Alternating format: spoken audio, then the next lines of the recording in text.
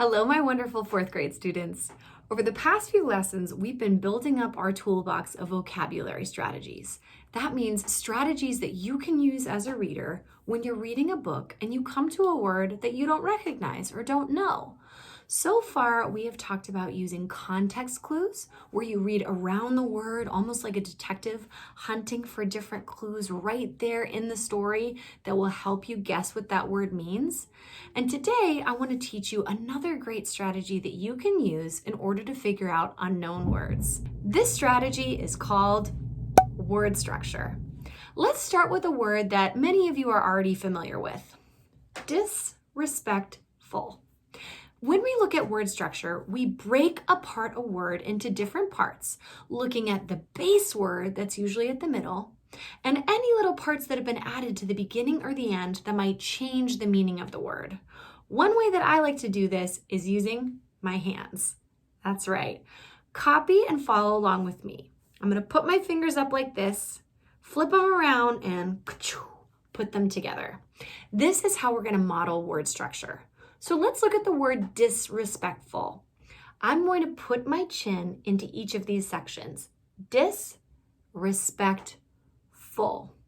Let's start by looking at that base word, respect. Now, most of you all know the meaning of that because you've been hearing about it since you were very little, I imagine.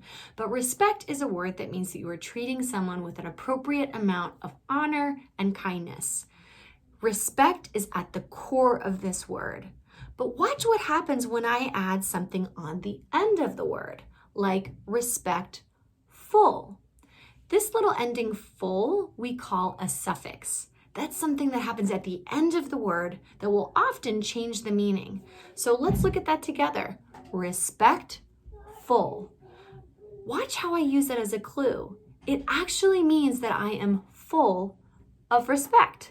So if I'm being very respectful, I am full of kindness and honor when I'm treating someone a certain way. Now watch what happens when I add something to the beginning of the word. Disrespectful. Those little bits at the beginning of the word, like dis, we call a prefix. That means it's a little bit of a word that we put at the beginning that will often change the meaning of the word. So watch again, disrespectful. Now, respectful means that I am full of respect, but disrespectful actually flips it to be the opposite. Dis means no or not. So let's look at our word structure one more time to see if we can figure out the meaning of the word. Disrespectful means I am not full of respect. So we've practiced using a familiar word like disrespectful and used our hands to model how we can break apart a word to look at its structure and figure out the meaning. This week in small groups, you're going to work with your teacher to look at a text and try this strategy out as readers when you come to words that you don't know.